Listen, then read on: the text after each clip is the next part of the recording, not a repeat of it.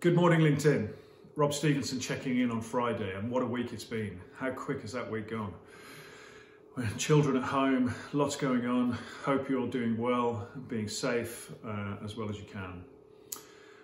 I want to share something with you, and this came from a post made by my hashtag wife, Mary Driscoll, and she reposted something from the Harvard Business Review, and I'll put the link down below. And it was an interview with a guy called David Kessler.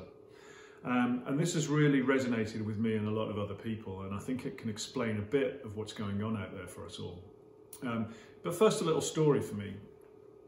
So last December, my father, my dad, who had a number of health conditions, sadly passed away.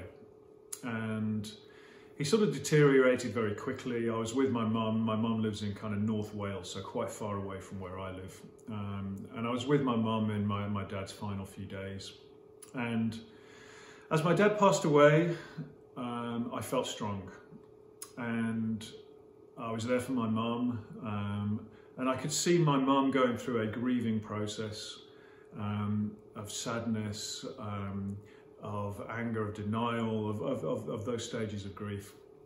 But for me, I was calm, I was collected, and I thought I was being strong for my mum. And I thought, this is going to hit me. And this was kind of over the Christmas period. And then I kind of went home. I had Christmas with my family, and I had one day where I went for a long bike ride, and the tears came. But that was the only time the tears came. And very quickly I moved to celebrating and remembering my dad and the things that he'd given to me. And then after Christmas had passed, we went back up to Wales for the funeral. And I really enjoyed this day. I really enjoyed the celebration of my father passing away. And I think what had happened for me is, with my grieving process, I'd moved through those stages of grief, and they're not linear, but I went through them really quickly, and I ended up with acceptance very, very quickly. And this allowed me to very beautifully, almost, on that day of my father's funeral, celebrate who he was and what he'd given to me. And I think what is happening right now is a collective mass grieving. I think we're all grieving due to coronavirus and due to how this has impacted our lives. And the article by David Kessler shows this very well. But I think, what is it that we're grieving? We're grieving this loss of normality, loss of routine, loss of going to work, loss of an ability to see our friends, to have our freedom, our liberty, the things that we take for granted as important to us as humans. We've lost our social connections, and we know this is temporary, but we don't know when it's going to end. There's that uncertainty of when this is going to be over, and we don't know what the world is going to look like afterwards. So we've lost our normality. We've got this collective general grief going on because of that. And David Kessler also talks about this anticipatory grief. So this grieving of the unknown. It's open-ended. We don't know what's going to happen. We don't know what the economics are going to be like. Have we got a job? This is all contributing to a rise in general levels of anxiety.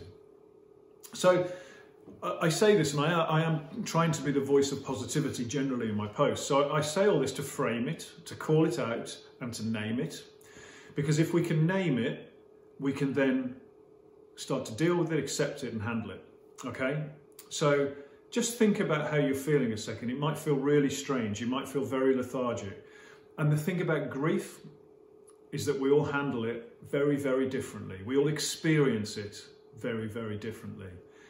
When my wife's father passed away, she needed quite a lot of support. She needed time. This was what I thought a grieving process should look like.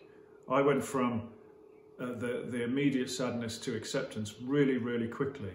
And so those stages of grief, we've got denial, and if you apply that to the current situation, coronavirus, it's just the flu, we don't need to worry about that, it'll all be over, what's all the fuss about?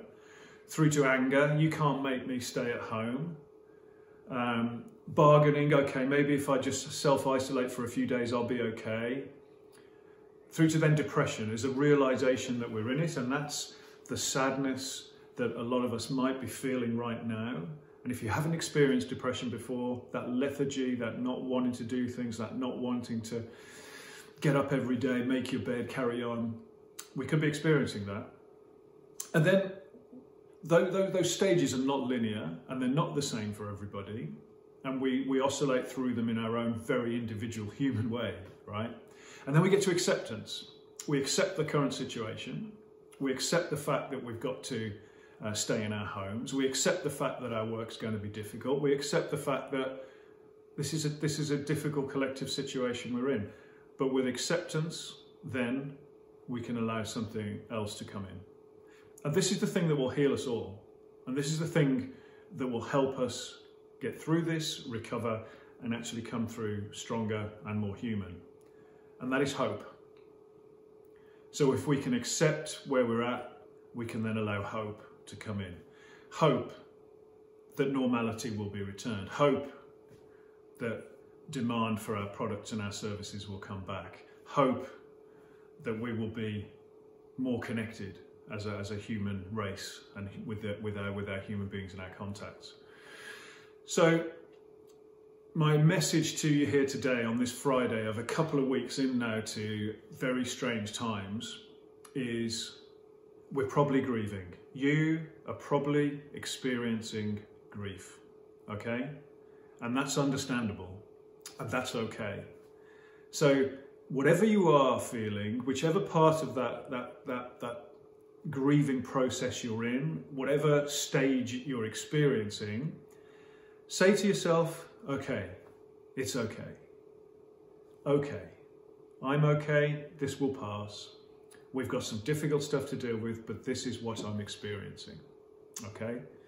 And then with the kind of anticipatory grief or the unknown and the anxiety, we just got to take a breath. We've just got to stop and take a breath and think, it will pass, it's okay. Yes, we've got some difficult things to deal with collectively, but it's okay.